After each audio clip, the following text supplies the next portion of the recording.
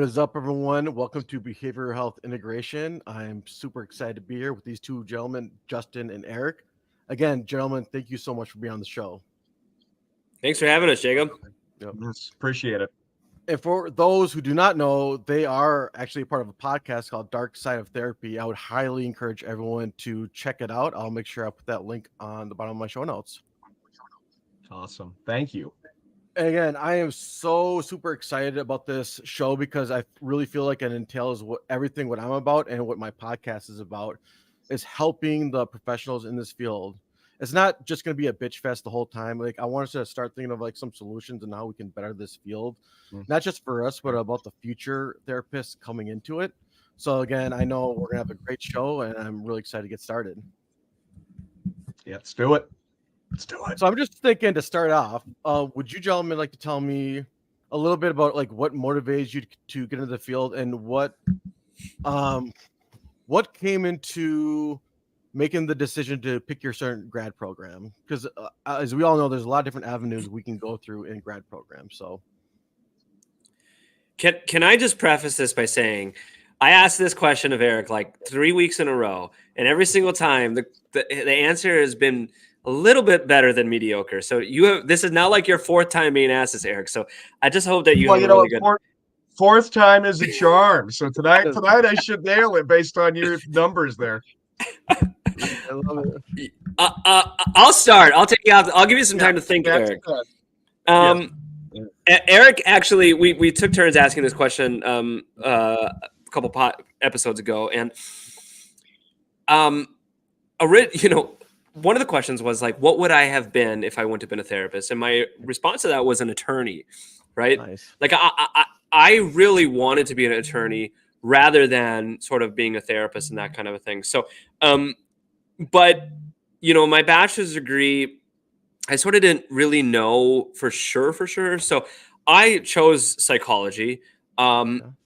Because nobody told me you can't do anything with a bachelor's in psychology. Right. And then I needed to pick a minor program. And I had to pick one that had the least amount of credits because I was picking it last minute and I wanted to graduate on time. So at least at the time I did chemical dependency.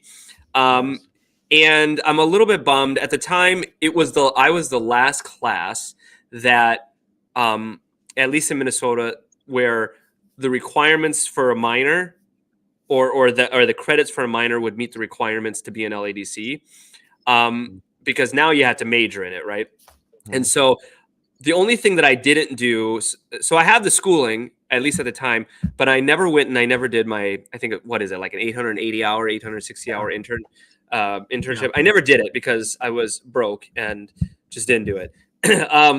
So anyways, after that, I did apply to a program to get to, because I was going to go, the licenses you could get were like LPCC, LMFT, and I wanted to go and do that. And so the school turned me down because, I messed around a little bit and didn't have a great GPA.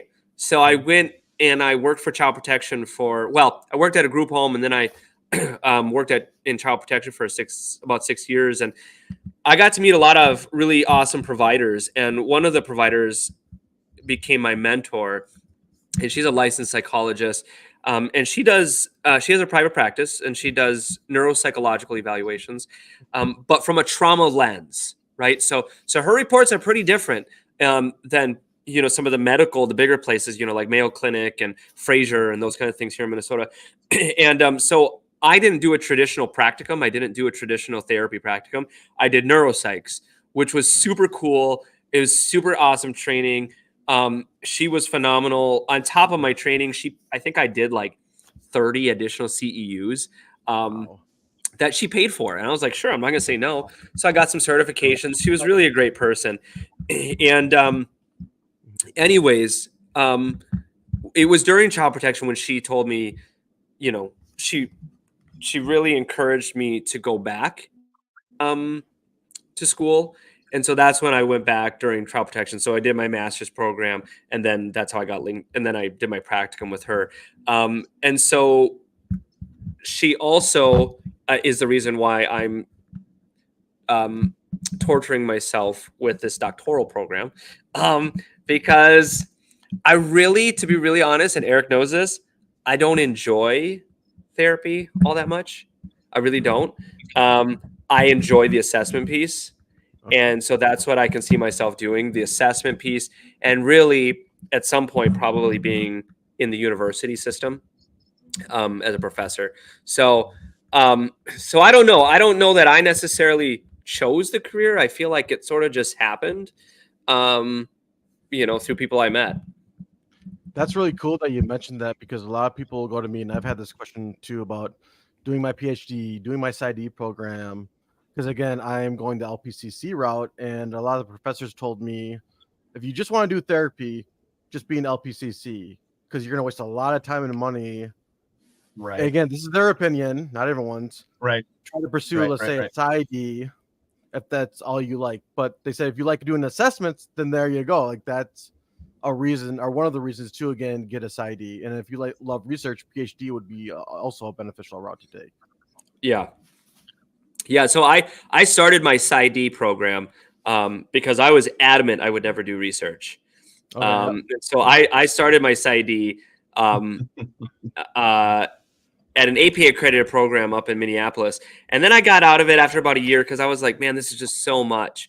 And I was trying to start my business and trying to be present as a husband and a father, and then after about 9 months off, I just was like, I got to go back. I can't. I need this part of me, and so I'm in the PhD clinical psych program, but it's not APA accredited, right? So it's like, I don't know. So it limits certain things. I don't ever plan to work for the government. I don't ever plan to work for a hospital. I always plan to work for myself. Right. So I don't necessarily need the APA stuff, but it does take or it does require a whole lot of paperwork and nightmares and things with the board. And, we can get to that. Yeah, but that's what Candace has told me. Yeah, that's what she told me too. And I was like, I was hoping, no, don't tell me that, Candace. Tell me it was a smooth, easy process. Did it in 12 seconds. Right. Yeah, no. Yeah. I don't know if my story is going to be okay. You want a straight answer tonight. I'll give it to you. I don't know if I know the origin story, but see, Jacob, I have so few talents that talking is one of the few things I do well. And I'm also a good listener. So I think at some point I must recognize I have that skill. And I like to think, I grew up being the kind of kid that loved stories. I mean, it's very different now because back in the day, you only had so much media. So you had to kind of create more in your head. Yes, I'm aging myself. I'm 48. But I've always been drawn to art. And I sort of look at therapy as a way to do art without actually creating a visual picture. You get to create an art with another person. And I think that's what really attracted me to it. In terms of where I went to grad school, I wanted to be a social worker. Portland, Oregon, only accredited school in Oregon. And somebody once said to me, if you're going to get in the field, do social work because it's the most versatile. Yeah. I don't know if that's true or not, but it seems like social workers can get hired just about everywhere. But I wanted to go the clinical route, which for some reason I chose the community-based service route in college. I don't know why. So I got out of grad school having very little clinical experience. And so a lot of my education came just through trial by fire of working with client after client after client. And I think that's how it is for a lot of people, though. I don't know if a lot of people get through grad school thinking, I really know what it's like to be a therapist. I sure didn't. I think this is one of the few jobs that's uniquely, you have to do it before you really have a clue. And so that's how I became an LICSW. Okay. It's so much shorter than my answer. You got to hit them hard, Justin. Oh no, like I could add on to his part too. I'm not saying I had animosity towards social workers. It's like the only beef, which is hilarious because my supervisor, I am done, so I could say my former supervisor, but she's awesome. I love her. Shout out to Martha. She's a social worker, so she's heard my bull crap about it, this and that. Look, the only beef I had is when I was a grad student, there was these really cool crisis hospital jobs that I really wanted. And as a grad student, you're kind of looking ahead of the future. You go on Indeed.com, just see what's out there, And I'm like, oh my God, crisis hospital job, crisis therapist titled. I would love that job. Let's check out the details. social workers were the only ones allowed for that position. Yeah. How the F word? How the fuck do you have clinical therapists on there, but only allow social workers? And again, social workers can be great therapists. It doesn't matter what avenue you choose. I just thought it was extremely disrespectful, and there's that you're not even going to allow LMFTs or LPCCs to apply for that job. All you want is social workers. That's years. And think about this. Correct me if I'm wrong here, Justin, but LPCCs couldn't even bill Medicare until this year. Right. Yep. Okay. So when you talk about classifying it, so you really hit a nerve now, because I think we're pretty passionate about this. How do you delineate who gets to do what, right? And you already have enough warring faction between mental health providers anyway. Why make it worse by saying, well, these people over here, we're not going to let you bill? Because think about what that says, and think about what the implication is. Well, you're going to see less clients.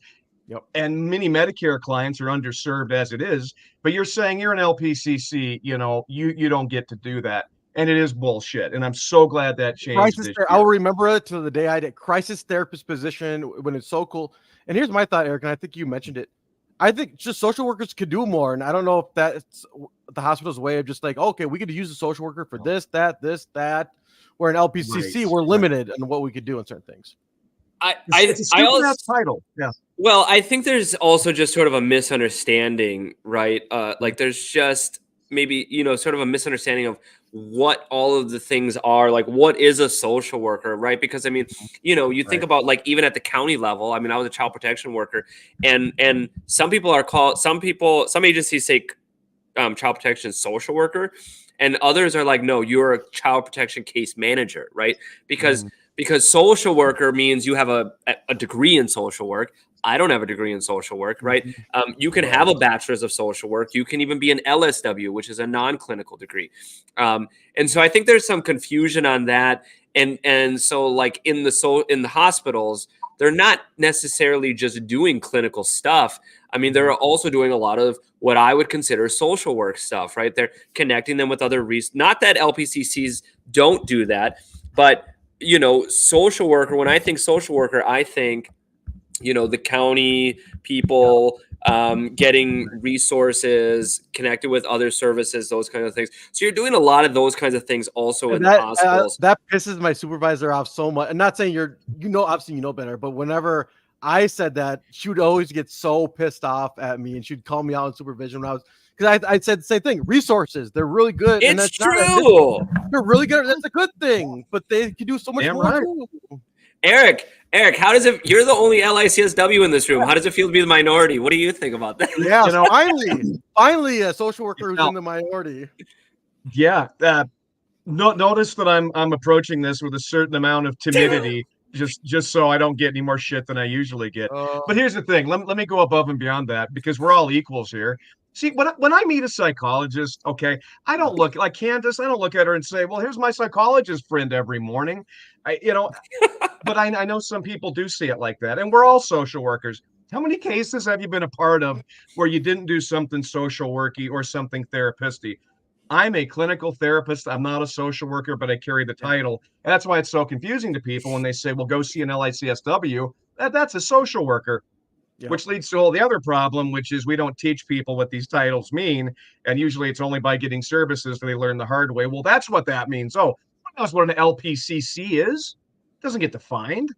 I said something so damn and I didn't mean to be disrespectful, but like when I was working as an arms worker or whatever, one of my bosses was a social worker, and we were just talking about grad programs. So I come from other graduate school, so it's LPCC, mental health addiction track. And I'm talking to her. I'm like, well, if you want to be like a really good therapist, whatever, you'd go to an LPCC school and whatever. And she got so pissed at me. She's like, what does that have to do with anything? Social workers could be just as great or better therapists than LPCCs. She is right. She is absolutely right. But at my young clinical age, I was just thinking, well, if you go to LMFT school, you're going to be a better LMFT than LPCC, which again is not necessarily true. Just you take more classes and you may have more knowledge on certain things. Yeah, absolutely. I think maybe Eric and I have talked about this before, but like the medical system, right? There is sort of this hierarchy sort of thing, even within the mental health field. And we all are equals. Even though I like to joke about that, right? It's so hurt you to say that. Well, I'm just thinking of like, okay, it doesn't hurt me to say it, but here's the thing. When you get your PhD, I mean, that is 5 extra years. That is 700 more hours of practicum work. That is an entire year of internship. It is two years of clinical work where you are sort of the baby that doesn't know anything, right? Whereas when you're fully licensed LACSW or LPCC, you're sort of like at the top of your respected area or field, right? And so I don't know, maybe, and Candace, I'm sure, is way more humble than I will be. But when I get that PhD and an LP, I'm not going to try to treat anybody lesser than, but it's also like, man, when somebody is trying to argue with me about something, especially something I specialize in, I might have to pull that PhD card because it's like, I did a lot of freaking work. You know what I mean? Like, so respected. It should be respected too. Right. I don't need, to bow down, that kind of a thing. If you want to, I'm not going to tell you no, but to be respected, I don't know. I do feel strongly about this. So it doesn't pain me to say it. There's just so much work. Have you ever sat through quantitative and qualitative statistics? I'm going to tell you, it's hell. It's hell. So I think that's why when I was younger, clinically younger in the field, I think that was my main argument too against social workers, because when they would look at my curriculum, they're like, "Oh, it's really mental healthy. It's very one-on-one psychology, like whatever." I'm like, so can you respect me in that I've taken a lot more classes than you have when it comes to one-on-one therapy, counseling, whatever. Please respect the knowledge that I've obtained and the effort I put in. I'm not saying I'm better than you, but like, I'm not sure what school you went to, Jacob, but that explains it. Yes, thank you for saying that, because oh my god, because my master's program didn't teach me jack diddly. I feel like I didn't learn crap about crap, other than my writing, like how to write papers and stuff. Certainly got a lot better, but I don't feel like after my master's program, I don't feel like I was prepared for anything. I took like one psychological test, I don't even know, psychological assessment class, and I learned a lot, but it was one semester. And so I mean, at least my program, I don't feel like I learned anything. Even in my first year, and if anybody that knows me, sorry about this, but my first year of my PsyD program up in the Metro, I feel like I didn't learn anything other than I didn't fit the mold for the typical standard psychologist. Like everything they were teaching me was like, yeah, I do the opposite. So I don't know. I don't feel like maybe I even got the same training in my master's program. I feel like my training came from my practicum experience, and then everything outside of that, all the things that I did outside of grad school. So I don't even, the letters behind my name right now, my teenagers ask me all the time, what are all those things on your wall? Like, those are really expensive ass pieces of paper that if you ever break them, be pissed, because the school's probably going to charge me another $20,000 to print it off. So can I say Adler Graduate School has the most ugliest degrees in the freaking world. I had to at least get a nice frame to make it look acceptable. Sorry, Adler, horrible. You spent 3 years. Can you at least make your degrees look respectful, please? It was just so ugly. So ugly. What do you think, Eric? I feel like you got some thoughts. Well, I do. Well, here's the first thought that I'm thinking, because I mean, Jacob, we're really broadcasting to the mental health practitioner community, right? Kind of like what Justin and I do. We want to educate the people. You wouldn't think mental health would be so competitive amongst the practitioners, but it is. It's sort of like the clinical mafia. We don't like to share information with each other. We're very closed off, and that's what pisses me off, because I've heard people say this directly to me. I spent a lot of money to learn that shit. Well, then go teach it to somebody, right? Why keep it to yourself? But I feel like that's what we do. Independent of our degrees and your PhDs and all that stuff, we do some really bad shit. Okay? As people who are supposed to be client-centered. Well, client-centered means you share as much information as you can with as many people. And I think, Justin, you and I are like that. We like to educate and we like to share what we know because, God forbid they learn something. But independent of our degrees, we don't like to share in this field. And there's a lot of arrogance for a field doesn't pay very well. Okay. So if you're planning on getting into the field, just know it is competitive, it is brutal, it is mean, it is go to a conference and try to strike a conversation with somebody. Okay. Yeah. Eric, are you also talking about like us in the mental health field? So like LPCCs have issues with LMFTs and LMFTs have issues with social work. We are just very we protect our licenses very much, and it's like do not go territory. Do not go my territory. This is my shit. Right. And it's horrible. Right. It's just even amongst even LPCs with LPCCs, we treat each other like shit. Right. Yeah. Right. And you know what? Go ahead. Go ahead, Eric. Go ahead. As I was going to say, the great equalizer for all of this is what do your clients think? But what you see, we can't ask other clinicians' clients, so we never. That's the other thing about our field. There's so many secrets that nobody ever knows. So we make a lot of assumptions about clinician competence and all this because we don't get to interview other people. So that's why my theory is you can be really shitty in this field but have a 30-year career because a lot of what you do and say is completely private between 2 or 3 people. Yeah, I know. So I know a psychologist who is everything that I despise, and I was talking recently, and person approached me, and my nervous system instantly was like, "Please stop," but because it was like let me recognize that you're smart, right? Like this is how I felt he approached me. It was like, yes, Justin, you're smart, but now I'm gonna tell you why I'm so much smarter, right? And I'm just like in the back of my mind, I'm like, except that I've had some of your previous clients come to me, and the things that I have heard pretty much refute everything that you're about to say, right? So, yes, we're very territorial, and those that have PhDs can sometimes be very egotistical, right? Just like MDs versus the nurses, right? Right.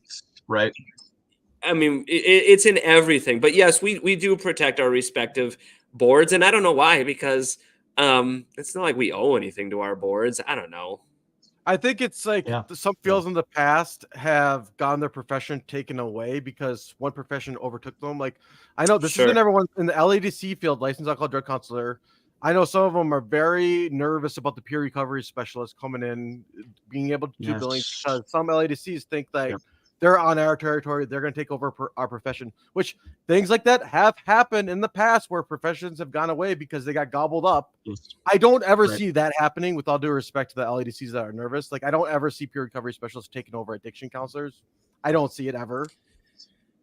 Well, and that's a whole nother thing, right? I mean, LADCs are the only bachelor level license to do sort of that sort of work. Which, I'm just gonna throw this out there. I've had LADCs approach me and they're trying to tell me about clinical work, and I'm like, please don't, please don't go there. Can I say one thing? Go ahead. I think this is gonna go well. Like sometimes, like again, nothing wrong with the 12-step AA, NA interventions. It's helped thousands of people. I'm not a huge fan of it. I'm sorry. Like I'm not in recovery personally. But I respect it that it's helped other people. But sometimes like I'll have LADCs who are they're in recovery, which is great, and they're pro 12-step NA. God, people are gonna hate me, never speak to me after I say this, if I'm gonna say it. No, because they're so ingrained in the 12-step AA, NA. Sometimes the way they talk to me, like you said, Justin, clinically, they'll try to be clinical. And it's just like CBT motivational interviewing. So I had this thought, like, why are you even going to grad school right now for mental health therapy? Like, just the way you're clinically talking, or you're trying to be clinical, but you're being very ignorant and your language is horrible. Why are you even trying to go to grad school if this is your mentality? Well, I'll back you up on that. I'm not a fan of the 12 steps either, at all. And I mean, I've had those conversations with some of my clients that are in recovery. Again, I respect them, and if my mentor used this phrase, and it took me a few times for her to say it before I understood what the hell it meant.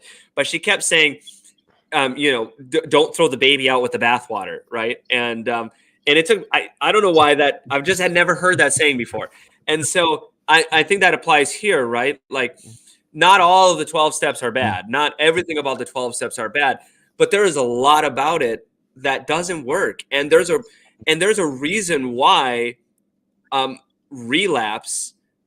Yes, relapse is a part of recovery, but also there's other reasons why relapse is so significant and why it is, when you're a meth user or whatever, why the statistics say your first time out of inpatient treatment, this is how likely you are to relapse. Well, yeah, because the 12 steps are great once you've done other work first. I mean, you have to be able to understand your nervous system, understand your triggers, do all those things. The 12 steps are very CBT and DBT. And I am of the personal and professional belief that you can't do all the CBT and DBT crap until you've done all of the nervous system regulation stuff. Once you've done that, right. We're using our prefrontal cortex when that part needs to be detoxed, especially when you're talking drugs, right? Can I cut in for 1 second? Of course, because I know you're going to say something. Look, let's just give the devil his due, because AA did pioneer the 12 steps. You got to give him some credit for that, okay? The shit I hear about Bill W, though, the shit I hear about that guy, though, like behind the scenes, is not so great. But yes, he did do the 12 steps. It is great. Well, you hear a lot of shit about Freud too, but he's the founder of our field. Hey, so that out. Hey, leave Freud. Don't start with Freud. Leave Freud alone. He was just misunderstood. Cocaine being a knuckle drug, and he was doing a lot of cocaine at that point, so there's a reason for that. But no, here's the thing. I think I want to be sure I'm hearing you both right, but probably the LADCs, but like every field, we think we're right. So we think what we're doing is kind of a one size fits all. And I mean, my God, think about how many mental health clients we have that have CD issues. We don't even address the CD issues. Maybe you have to address the mental stuff first. But I think our order of operations is really bad for most of the work that we do. Okay. And I think we don't have a good foothold on what to do worse. Probably the reason people relapse, and probably the reason our field lags behind other fields of, quote, science, because we're not very good at understanding what the hell we're doing. So that's my 2 cents. Shout out to AA. Just want to give them some props. And I'm not saying there's anything wrong with AA. And I've very frequently, especially when I do my parenting capacity evaluations, I mean, I just recently did one. Yeah, go to your AA meetings and your NA meetings, not necessarily because I believe in all of the foundational aspects of it, but because there are a lot of other good things like connection and network and support, which speaks to the nervous system, right? Dr. Bruce Perry will talk about the best healing agent for trauma is connection, right? Without connections, we can't do that. And so there's a lot of great things. So I don't want it to come across as I'm totally disagreeing. I just happen to disagree with sort of the fundamental foundational aspects of AA, NA, and just the way we approach addiction in general, right? But Justin, isn't it sort of like, okay, we talk about EMDR and all the interventions and how you always get these great flyers. I've got them around my office here. And everybody's like, my thing is so great, but very few people in the field ever talk about, well, here's what didn't go so well. We tend to only exemplify what we're doing well. I'll bet you EMDR has permanently harmed a lot of people. Yeah. I'll bet you it has. But does that bring it out there? No, it's a very high-end technique. It's a little scary, but you don't hear about the dark side, little plug for us, of that. And I think that attests to what we're talking about too, is talk about what's wrong with AA. Talk about what's wrong with some of these techniques. And people don't. And to defend AA, it's really interesting. There was like this video. I never watched it completely, because there's some documentaries that are truly meant just to knock a business or profession, and there's no positive they speak about it.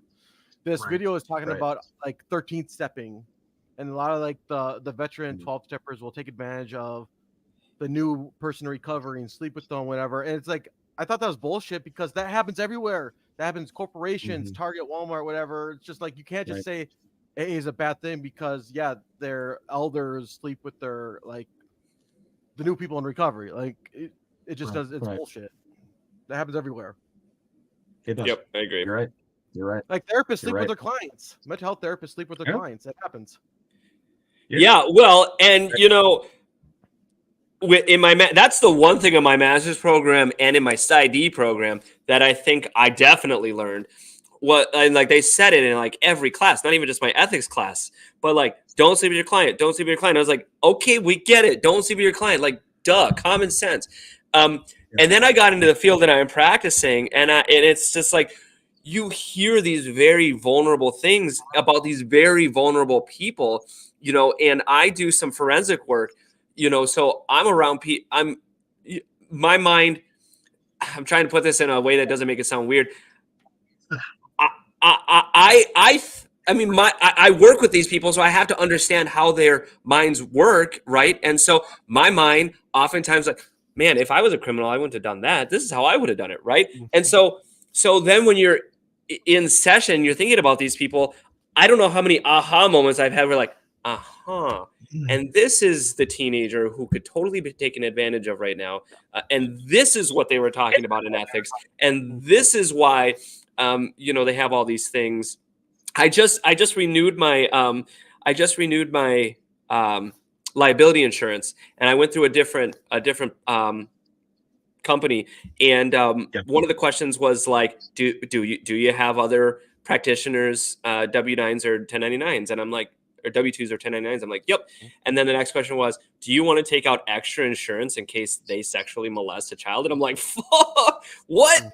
Jesus Christ, that wasn't on my last one, but I never thought about it like that. Like, holy fuck, like I would have, I would have to defend somebody, or like at least my agency, even if they're a 1099 contractor, right? So for those of you listening that are thinking about private practice, which I have a whole issue about private practice that I want to talk about sometime. But if you're private practice or you want to have a small practice, like those are the kinds of things you have to think about. Even if you have a 1099 contractor, which by the way, 1099 contractors in the mental health field are probably going away given the new crap that was passed about contractors versus W-2 employees. But anyways, even if they're a contractor, if they do something, like that still looks bad on your agency, because to the layperson, they don't know what the hell a contractor and a W-2 employee is. Bottom line is they work at your agency. And so when I saw that come through, I was like, holy fuck. Like that is a reality. You know, that's not something I ever would have really thought about. But as I sit in here with these clients, I'm like, man, these are very vulnerable people. And I've had to consult about an adult with one of my other therapists about like, I think she has like this thing for me. Like she's constantly bringing up sex in inappropriate like times, like talking about these things, you know, so it can easily happen. It can easily happen. And it's, now I know why they said it all the time in grad school. Yep. Well, and I hope we're not off topic, so bring me back in if we are, or I am, Jacob. But when, you know, Candace and I do some presentations, and we actually make it a point to throw up every year the, 6 or 7 Minnesota people that got in trouble, got their licenses revoked. And if you do a deep search, because I think everybody thinks it's not going to happen to me, but sex with clients does happen.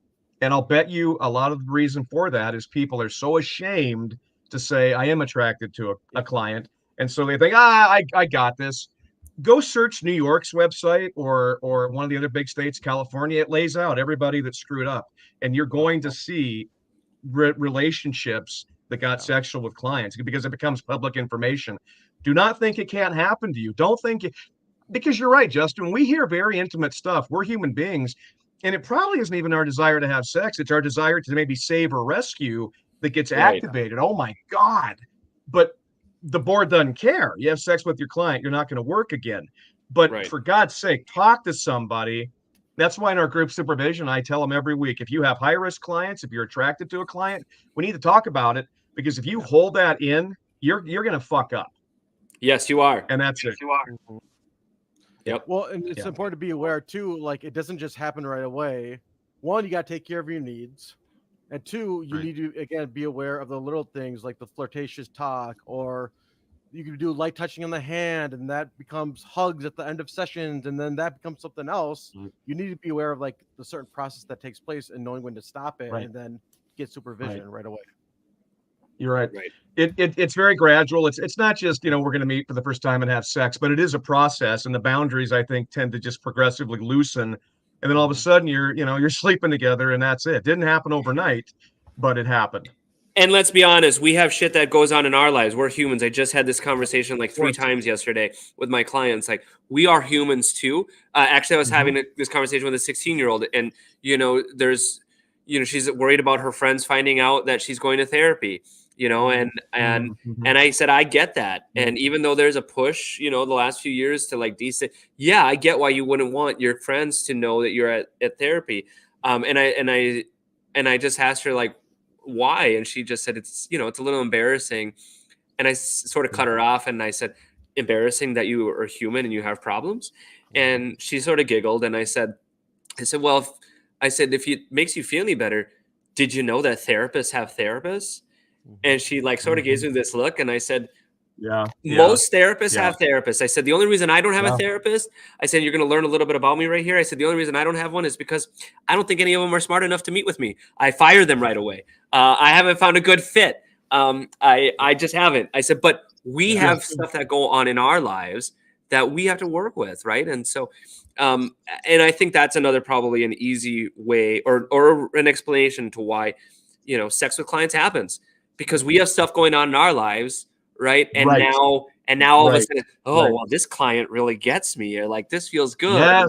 Like, maybe I share something, and they're like, then they, it's a slippery slope. It's a slippery slope. No, very, very much.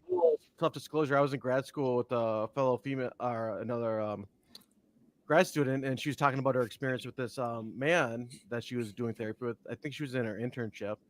And she was like, being honest. She's like, I find this man attractive. I believe he was going through a divorce at the time, and she was just really connecting with them. The therapist, was laughing at his jokes, and that's what she told me in the class. She's like, oh my God, like I could see him being my boyfriend. I could see him for the future with me. I could just totally see myself with him. Right. And now she's wondering like how this looks with her. Because maybe he likes the fact that I laugh at his jokes and I find him attractive, and then that's when you get supervision, and then right. I mean, that could be a whole workshop that we do, Justin. Just attraction to clients, because nobody else is addressing it. I don't get one fucking flyer for addressing attraction to clients. Do you? I got the perfect title. It could be, what happens in the therapy office stays in the therapy office, or does it? Play on Vegas, yeah. What pissed me off in grad school is like I was always very fascinated with the transference and countertransference, and whenever I raised my hand in class and I wanted to learn more about it, I'd always get weird look. And I'm not saying it's a woman thing, whatever, but it's always a female client giving me like a female peer student giving me a weird look, like, why are you so interested in this? Like I'm some kind of pervert. It's like, no, I want to know how to handle transference and countertransference. That's why I'm asking. If a client tells me, hey, I find you sexually attractive, how to handle it. It's not that I'm a pervert. I really find this interesting, and I want to learn how to deal with transference. So, Jacob, you got shamed for your curiosity to be a better therapist. Once by a coworker in grad school, because she's like, what? Why are you always asking questions? Do you think it's going to happen? I'm like, woman, it could, and you're going to grad school too. Yeah. And I remember like yesterday, this woman just gave me, because I asked about it. I really want to learn about it. Then we had break, and then the professor forgot. So I reminded the professor, hey, I would like to learn about countertransference. I remember just the look she gave me, like, what is your deal? Why do you keep like, and it just happened to be two women. And it's because I want to freaking learn. Well, let's be honest. Okay. I'm sure you have female or female identified viewers watching this episode or will watch this episode. And so let's just be really honest. This field is dominated, right? Or predominantly female. Caucasian women. Yeah. Yes. Caucasian women. That is the majority of professionals in this field. So I'm not saying that women are attracted to women. Okay, I'm not saying that at all. That's obviously a thing, but it's the most of the people coming to therapy are also women, right? Like you don't, like men aren't signing up being like, yep, I want to talk about my toxic masculinity. Please sign me up for those therapy sessions. I want to talk about how I was abused as a child. Like that's not happening. Do I have a lot of male teen clients? Sure, but they're here against their will. Child protection, that kind of a thing. So involuntary. I do think it maybe gets lost. That concept gets lost because it's such a female driven a profession, and we're guys, right? It is a little bit like, let's be really honest about it. It is different for men, especially when most of our clients are probably going to be females, unless we specialize in just seeing men, right?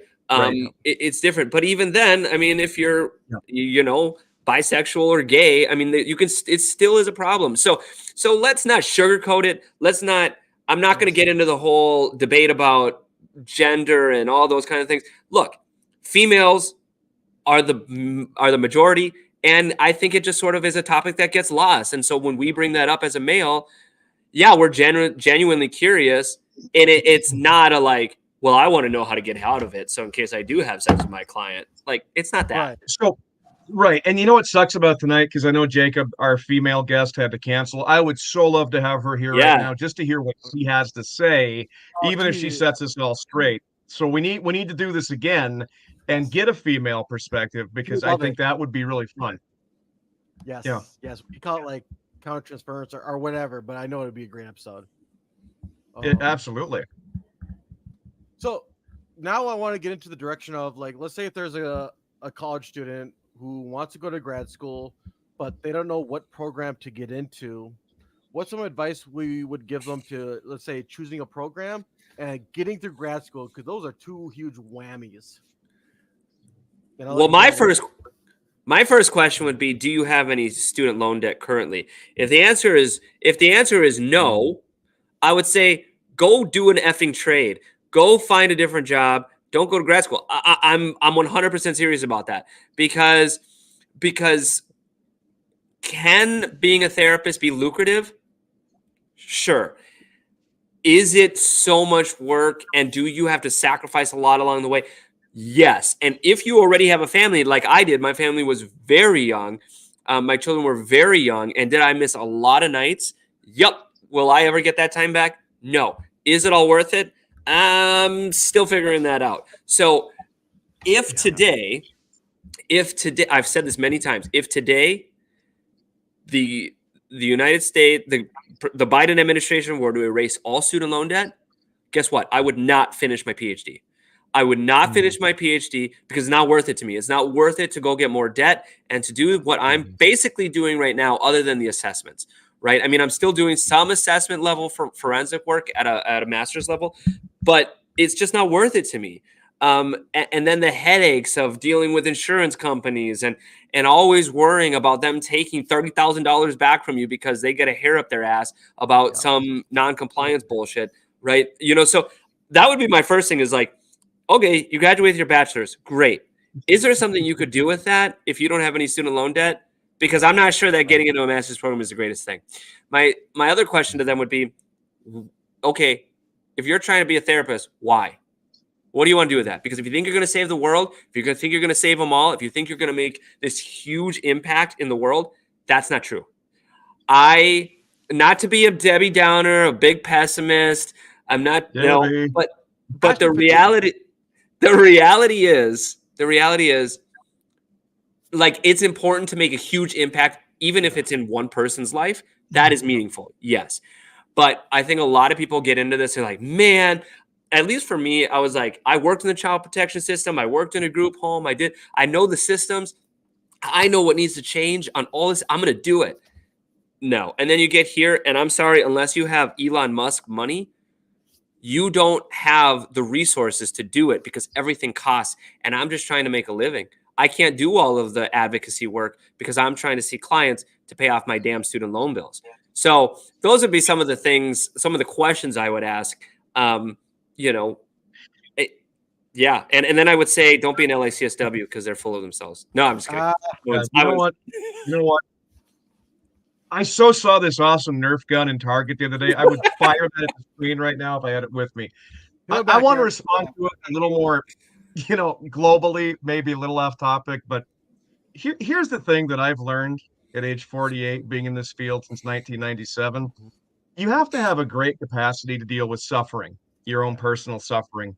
And I think that's what a lot of people don't ask themselves. I think it's sort of because I do suffer from depression. I almost feel like it helps me in some ways that I can relate to people perhaps more effectively. But I think that's what the field does to people. I don't think everybody's meant. I would say this. Here's controversy, Jacob. Probably half the people in this field are not really designed to be in this field. Yep. Okay. They really don't have the capacities that are required, but we're not able to really to parse that out. We don't do that with people. There's no test that says, do you have the temperament for this? So I think, because the title tonight, to be or not to be a therapist, well, you need to ask yourself, what capacity for suffering do I have? Okay. And I don't think we ever ask ourselves that when Eric, we're 20, 21 years of age. Can I really piggyback off of that? So, like, let's say the average grad student, it's like in the late 20s, early 30s, who knows, right? And one of the main reasons is that they want to find their own shit. They want to understand, why am I the way I am today? So in order to do that, you really got to dig deep. But that's a lot to ask, to like really go through your trauma, then go to grad school. Because I went through that too at the age of 29. You're going to be 30, or I started when I was 30. And again, that's more maybe just my experience, but you're asking a lot, especially if they already work in the field. Seeing a therapist for their own shit and just taking these classes, that's a lot of work.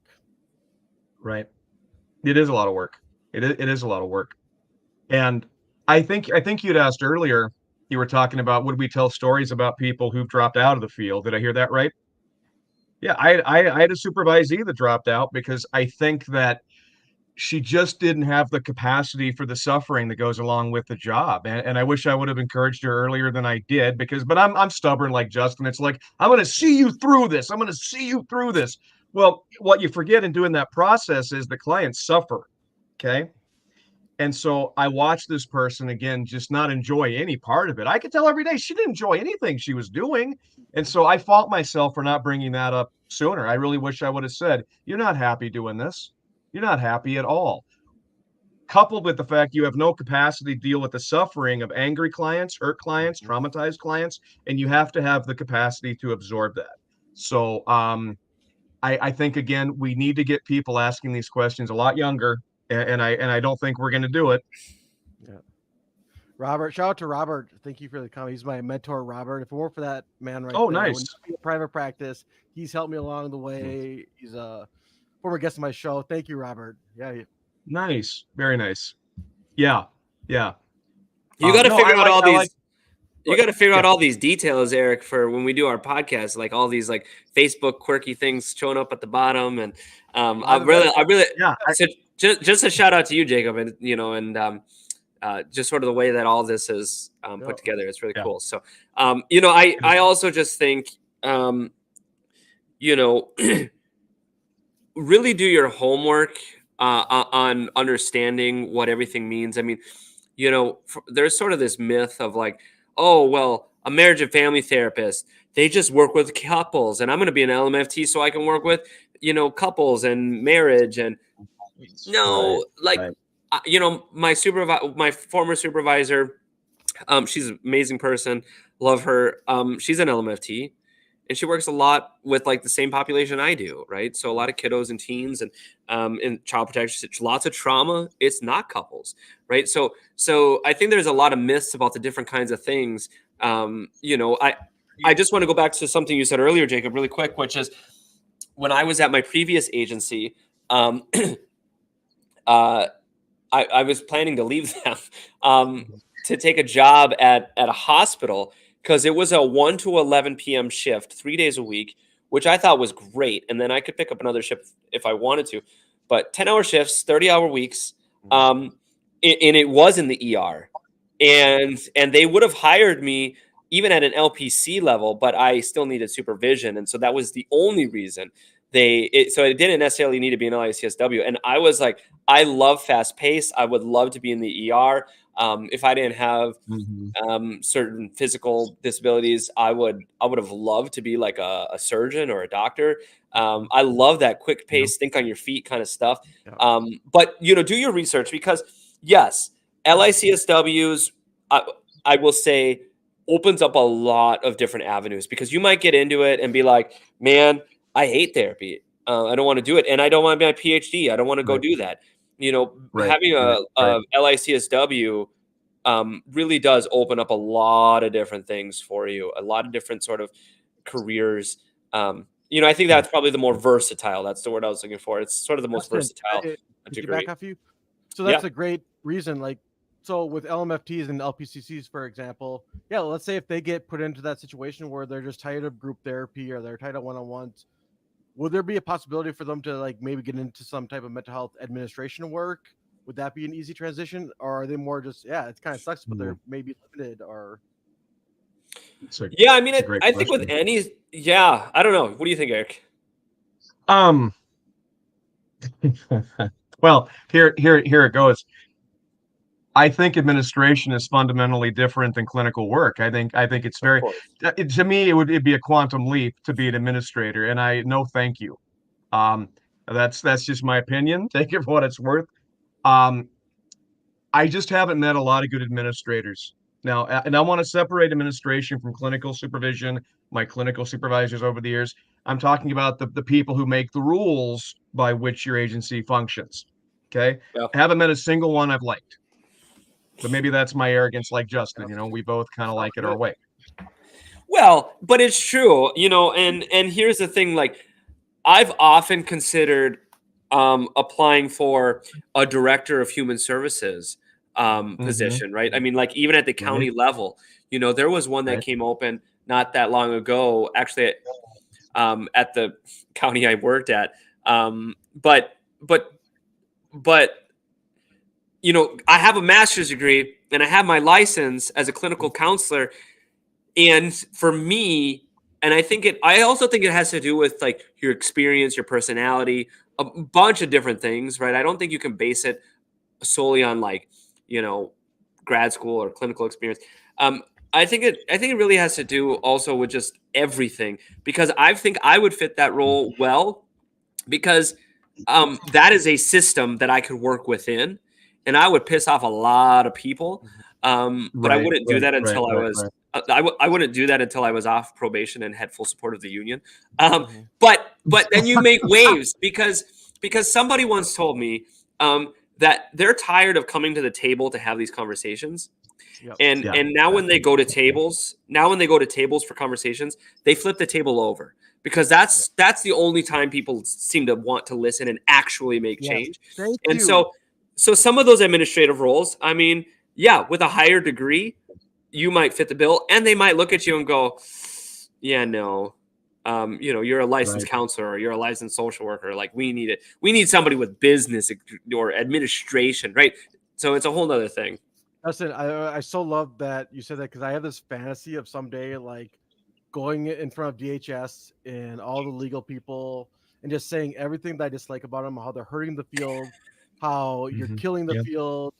Pretty soon there's not gonna be a therapist. Like, this whole dream I had, and I'm screaming at the guy saying, "You're not doing enough to help us." And they're like, "Well, you being nasty isn't helping." I'm like, you know what? Being nice isn't working for you guys either, though. So maybe I gotta cuss at you and get your attention a little bit. Yeah, well, pandering. I mean, that's what politics and bureaucracy is. It's pandering, and it's no different in the Department of Human Services and really any state agency that oversees these kinds of things. I mean, there's a lot of bureaucracy and BS, and I mean, one of my dreams, Jacob, is to eventually have my nonprofit and have a whole section of my nonprofit be for advocacy work and legislative work. Because I was once told by a not so great clinical supervisor that, "Oh, Justin, you can't. You think so macro level. You got to just focus micro on the clients in front of you." Well, no, sorry, that's not how I function. And if everybody functioned that way, many people function that way, and that's why there's no change in this country. That's why people struggle and are suffering. So that's a big pipe big dream of mine too is to have the advocacy, because we have legislators who've never met with a therapist. They've never sat with any of these people, but yet they're up there making laws and statutes and crap. And great, thank you. Tell me more about how you know more than the three of us. Right. Exactly. One thing I think that we can do, because Justin knows this, so Candace and I really want to be professional speakers, however you define that. So we're constantly applying it different. By the way, there's some competitive speaking out there in mental health. Holy shit. But we ended up getting our latest gig is down in Iowa in May, and we're going to end up doing 2 presentations. And so for me, I look at that as an opportunity to bypass all the administrative bullshit. Let me talk to the people. These are my people. Yeah. And when you start throwing words around like danger manual, energy redemption, there are people that want to hear that stuff. People are tired of the word self-care. Jacob, nobody gives a shit about that word anymore. Yes. Self-care, what does that mean? So I find that's the way Candace and I would like to reach our audience, is let's just go to the source, because unless they get up out of the audience and walk out, go for it. They're going to like our message. And so far they like what we're having to say, which is this field is dangerous. It hurts people. It's hurt the 3 of us, but very few people will ever tell them that. I don't want to go on a rant, but I was jaded before I even got into this field. And I said it with actually Robert, my last episode, about how I almost lost all my internship hours over a bullshit slip of paper it wasn't even part of assignment. It was a supervisor's evaluation of me. And I don't want to get too much into it, but I forgot to turn that little slip that wasn't worth anything. And the professor's like, you're getting no credit. You have no hours. Wow. Fuck that traumatized me. And I was just like, I don't even know if I have enough energy to even do that again. Like, you need to be ready for the jaded professors too that are also in this field to take absolutely ruining your freaking life. Many, yeah, absolutely, yeah. And again, it's just really, like, people have talked to me, and I could be super negative, even though I'm very close to becoming an LPCC. But like I was bitching to you guys earlier about the whole application process, this and that. It's like I'm just done with this bullshit, and I'm not even a licensed therapist yet. It's just they make it so damn difficult. And when I say we, I don't know, the professors, administration, insurance companies, DHS not doing enough to have our fucking backs or whatever. Right. Bullshit. And you know what, Jacob? That's not going to change. But here's what I'll offer you, my friend. We will listen to you. We'll process with you. The nice thing is you're being heard tonight. And I think that's the uniqueness of what we do. We can still support each other through the bullshit. That's not going to change. It's not going to change. Thank you, Robert. Don't say that, Eric. It will change. We've got to start. We've all got to start flipping tables, and we've all got to roll. So you and Candace going and doing these presentations. Me, I'm having. Which, by the way, you also have another public speaking. I don't know if you know this, but it's coming in August. You just haven't given me your damn proposal yet. But yeah. I started this trauma conference, and I was gonna just nix it this year. Yes. I was just sort of being with my personal life and just the business thing. I was feeling overwhelmed. And I'm like, why am I working so hard? Why am I trying? Why? Right? All of those things. But my conference that I have, I want it to be something, and I have a vision for it. Yes. And it's not just, having a conference just to have a conference, but it's to empower the people and to change the people. I mean, there's many movies made where I'm thinking of like the movie Ants, right? Or even A Bug's Life, right? Where when they stand up to the ants, right? When they stand up to the grasshoppers, and the grasshopper very specifically says, if they find out, we're screwed, and that is the system. I mean, conspiracy theory, whatever. It's the goddamn truth. The powers that be do not want the people who are actually stronger, and we're stronger in numbers. So to bring this sort of all back, yes, there's griping and there's territorial things amongst LPCCs and LACSWs and LMFTs and PhDs, et cetera, et cetera. But if we all would stop that bitching and we'd all hold each other accountable and we'd all band together, we could, because we all struggle with the same things. Shitty insurance companies, stupid ass rules about, this, that, or the other thing. All the audits, all the bullcrap. We all struggle with those unless you're strictly private pay. But even then you struggle with different things, right? If we all banded together and collectively made our voices heard, I don't know, Eric. I would like to think that there's a possibility that standing up together could make a difference. Well, let me let me requalify what I say. It's not going to change. I was referring mostly to the insurance requirements and all that. That they're not going to make that any more simple on us. Meaning that's why I'm glad we have each other so we can talk and relate about it. It is going to take a profound effort to change it because it's very broken. You know, mental health is one of the most broken systems we have of all the professional systems. And I think it does start with conversations like this. Even if one person is listening, it sounds like that was your former supervisor or professor. Do I have that right? Who I was Jacob? talking about? Or Robert? Yeah. The story, not Rob. No, Robert. Robert's my mentor who's helped me. He's not the evil guy. No. He's not. Okay.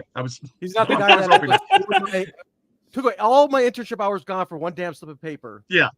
I'm not. Okay, gotcha. I don't even want to get into it, but long story short, Yeah. I fought it and I got the hours, but I still got F for the class. So that was bullshit, actually. Yeah, but that I got my is hours. bullshit. You keep triggering the sympathetic part. Stop doing that, Eric. We have to have Jacob come on. We have to have Jacob come on our show. Yeah, I would love it. I'm only evil on the weekends. And, okay, yeah, I believe that. Only evil on the weekends. Yeah, it does only take it takes a conversation and then another conversation. But the thing is about humans is that conversations only have an impact for about a week or so. I mean, I think about all of the mass shootings, right? The school shootings, you know, down in Uvalde, and all of the crap that goes on in our country. And what happens?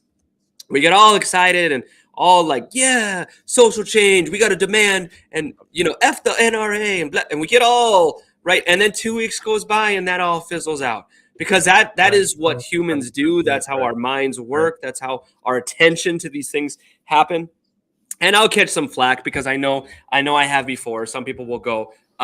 Some people in the background will say, well, there's agencies doing good work, Justin. Yeah, I understand that. There are agencies doing work in the background, and I'm not negating the work that they're doing. I'm saying, though, when it comes to public attention, which seems to put the most heat on people, that dies off after a while. And so, yes, it just takes a conversation, Eric, but we have to start making those conversations go somewhere. We have to put them into action. Yes, totally agree. And I'll say one more thing before I have to go here. It also comes down to hearing the other side. That's gone away in this culture. We really don't care what the other side says. And I think Justin and I try very hard and we give each other a lot of shit. But I think at the end of the day, we do want to understand how each other arrived at this position. That's a hard thing to reinvent in this culture because people are convinced they're right. They don't even need data to back it up anymore, you guys. It's just, I'm right. If you have an audience, it's like you have the truth, and no, you don't. And so for me, Jacob, the truth is so precious, and I really do want to understand where you come from, even if I don't agree with whatever your methods are. It's like, Jacob, how did you get there? Help me learn about you because I'm interested and curious. So that's my final thought tonight. I am going to have to run. Actually, no, that's a beautiful thought. And again, I just want to thank Justin, Eric. We got to do this again sometimes. We got to have Brittany on again. Absolutely. It was awesome. Before you gentlemen leave, though, if any of my audience members want to get a hold of you, is there a particular email, website they could use to message you?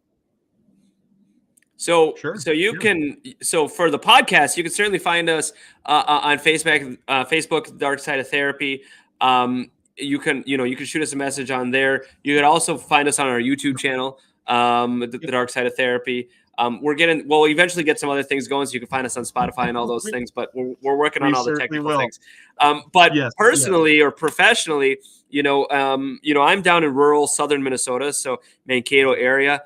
You can certainly reach out over here. Our website is just gmntc.org. So like the Greater Minnesota Trauma Center, gmntc.org.